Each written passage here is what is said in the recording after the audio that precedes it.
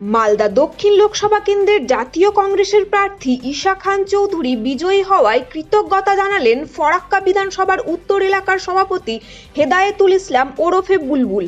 জাতীয় কংগ্রেসের বিজয়ী প্রার্থী ঈশা খান ভোট পেয়েছেন ৫,৭২,৩৯৫টি।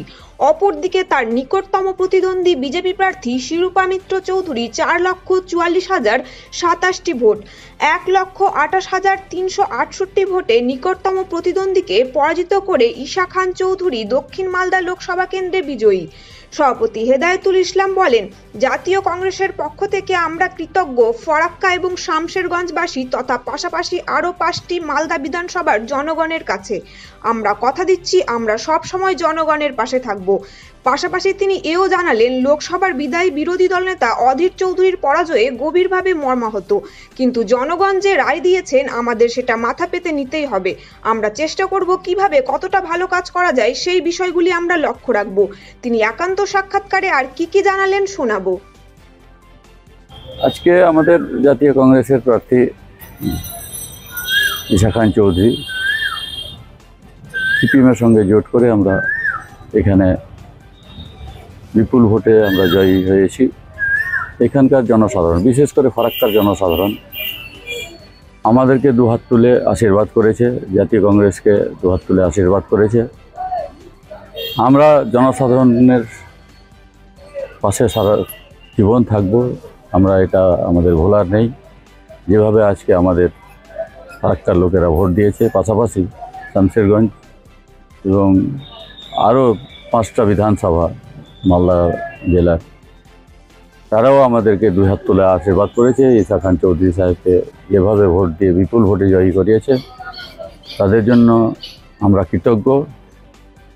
জনসাধারণের আমরা যতটুকু পারবো আমাদের প্রার্থীকে দিয়ে, আমাদের এমপিকে দিয়ে সঙ্গে থেকে তাদের পাশে থেকে আমরা কাজ করার চেষ্টা করব। আমার প্রার্থীকে বলবো যাতে জনসাধারণের কাজে আসে, জনসাধারণ উন্নয়নমূলক কাজ হয়, এলাকার কাজ হয়, এটা আমরা আপ্রাণ চেষ্টা করব। আমরা ধন্যবাদ দিচ্ছি আমাদের ফরাক্কার জনসাধারণ, শামশেরগঞ্জের জনসাধারণ এবং পাশাপাশি মালদার আর 5টা বিধানসভার জনসাধারণকে জাতীয়তাবাদী অভিনন্দন জানিয়ে আমি ফরাক্কা ব্লক কংগ্রেসের সভাপতি তাদেরকে সকল। আমাদের এটা জনসাধারণের রায়, মেনে নিতেই হবে। জনসাধারণ আমাদের দক্ষিণ মালদায় আমাদেরকে দুহাত তুলে আশীর্বাদ করেছেন, আমরা জয়ী হয়েছি। বহরমপুর কেন্দ্রে জনসাধারণ ভোট আমাদের কংগ্রেসকে দেয়নি, অধীরদাকে দেয়নি, সেখানে অধীরদা পরাজিত হয়েছে। তবে একটাই কথা বলবো, যে লোকটাকে জনসাধারণ হারালো তারা ভালো মনে করেই হারিয়েছে। তাই অধীর রঞ্জন চৌধুরী একটাই লোক ছিল যে পশ্চিমবাংলার মধ্যে সংসদে কথা তুলতেন, কোনো দল না দেখে পশ্চিমবাংলার সুবিধা অসুবিধার কথা তুলতেন সংসদে।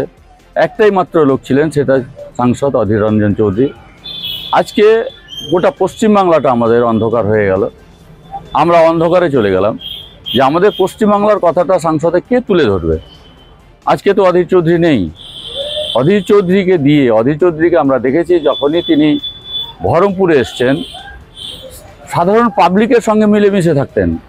কোথায় কোন লোকের অসুবিধা, কে হাসপাতালে ট্রিটমেন্ট করতে যাবে, কার বাড়িতে কোনো রকম অসুখ বিসুখ হয়েছে, কে বিদেশে কাজ করতে গিয়েছে, তাকে সে বিপদে পড়েছে, তাকে সেই বিপদ থেকে উদ্ধার করা, কোথায় কোন ট্রেনের ভাড়া বেশি হচ্ছে সেটা নিয়ে আলোচনা, কোথায় জল নিষ্কাশনের ব্যাপার আছে, যেখানে বন্যা আসছে সেটাকে আটকাতে হবে, বিভিন্ন ধরনের কাজ সংসদে তুলতেন একমাত্র অধীর রঞ্জন চৌধুরী। আজকে আমরা বহরমপুরবাসী যারা আছেন তারা নিজে রায় দিয়েছেন, ভালো মনে করে রায় দিয়েছেন, আমরা সেটা মেনে নিয়েছি, মাথা পেতে নিতেই হবে। তবে যিনি পাস করেছেন, যে তৃণমূলের প্রার্থী ইস্যু পাঠান, তিনি যদি পাস করে ভালোভাবে কাজ করতে পারেন, আমরা তাকে ওয়েলকাম জানাচ্ছি, তাকে ধন্যবাদ জানাচ্ছি। জনসাধারণ তাকে বেছে নিয়েছেন, অধীর চৌধুরীকে বহিষ্কার করেছেন, সেটা মেনে নিতেই হবে জনসাধারণের রায়। তবে আমরা অধীর চৌধুরীকে হারিয়ে পরাজিত করে আমরা আমাদের পশ্চিমবাংলাবাসী হিসাবে আমি কোনো রাজনৈতিক বলছি না, পশ্চিমবাংলাবাসী হিসাবে বলছি যে আমাদের পশ্চিমবাংলাটা অন্ধকারে চলে গেল। একটাই লোক ছিল অধীর রঞ্জন চৌধুরী, সেটা পশ্চিমবাংলা নিয়ে সংসদে লড়াই করতেন।